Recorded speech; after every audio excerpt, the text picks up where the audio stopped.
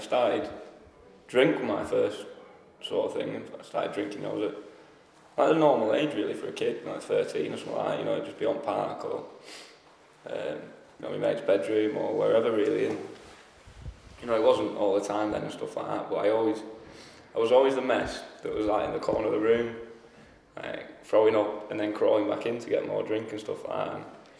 But you don't think anything of it at the time, do you know what I mean? I just thought that was just having a laugh and stuff, and then that progressed into like the house party sort of stuff when I was like 14, 15. It was about when I started smoking cannabis. I was pretty much the same with cannabis as I was with drink, you know what I mean? By this point I was drinking sort of every weekend. And the cannabis use was quite high, and it wasn't just that I'd smoke whatever I could afford, it was I'd smoke mine, I'd smoke yours, I'd smoke whatever else we could find, and then I'd still want to smoke more. And it was about 17 when I got introduced to stimulant type drugs. Cocaine was my preferred drug. And rapidly that progressed to more or less daily usage. As well as using other drugs such as, you know, cocaine, amphetamines, MDMA, ketamine. Bubble came around. I sold cocaine and bubble for quite a while to support my own using, and I worked through a lot of my using as well. All the while, you know, I was drinking and drugging every day, do you know what I mean? And eventually that sort of lifestyle isn't sustainable at all. I lost my job, and my only source of income was through selling drugs. Mainly to maintain my own habit, because by this point I was sniffing quite a lot of drugs. I could not stop, you know what I mean? I had no off button, I could not. Once I started, I couldn't stop, and when I stopped, I couldn't stay stopped. I could get a couple of days in, do you know what I mean, hiding under the duvet and stuff like that, but I'd just be thinking about using drugs all the time, and hating myself. I was manic depression, anxiety, couldn't leave the flat, and just wanted to kill myself really. And my solution to that was to use drugs. Yet the drugs weren't working anymore and were making all that stuff worse.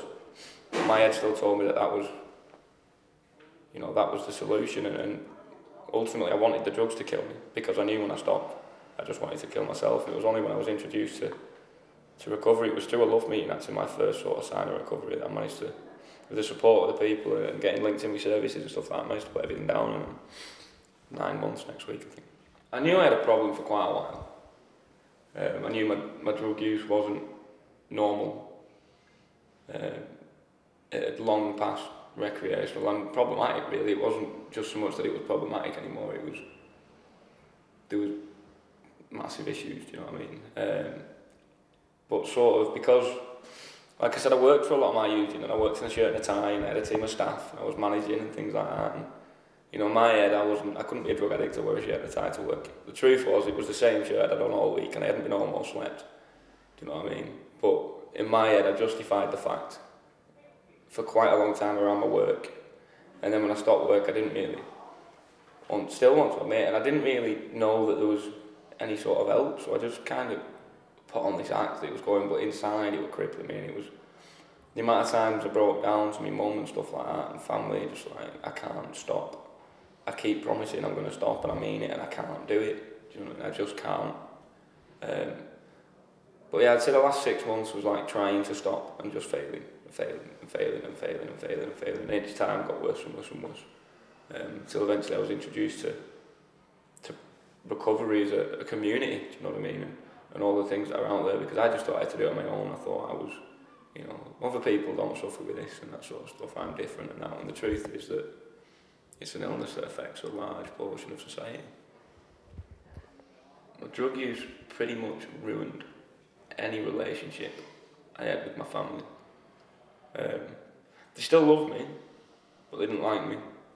And I was very difficult to be around. I was quite volatile, arrogant, challenged everything, manipulated my family. I basically just used my family for money. And all the times, you know, my mum tried to help, and I'd say what I thought she wanted to hear and all that sort of stuff. But, you know, the truth is I just wanted money and I needed somewhere to live and stuff. But yeah, it's something that, rebuilding that relationship with my family is something that's ongoing. And while they are back in my life now and stuff, it's going to take a long time to rebuild that trust and that relationship to where it was. My mum and my sister are probably the two most affected. And luckily, my mum is a massive part of my recovery today. And things are improving with my sister.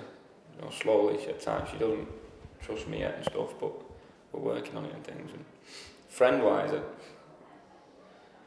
it got to the point I didn't have many friends really. I had people I used with, people I sold drugs with, but you couldn't rely on them. So like you could have a friend and stuff. Not a proper friend and that. So yeah, that was, because you hurt everyone. The people closest to you get hurt the most. I mean, recovery's out there, man. It's doable. You know, there's a massive community, no matter where you live in the country. You know, there is a recovery community everywhere.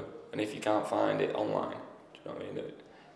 The recovery movement is becoming massive, and there's all sorts of help out there that certainly I didn't know was available at the time. But it's out there. It's just a case of accessing it, and that'd be whether you are the person himself suffering from substance misuse issues or alcohol misuse issues. You know, there's loads of support and help for you. The different services and things, and most of this stuff is run by your peers. You know, people who are in recovery themselves and kind of know what it's like. Well, they do know what it's like.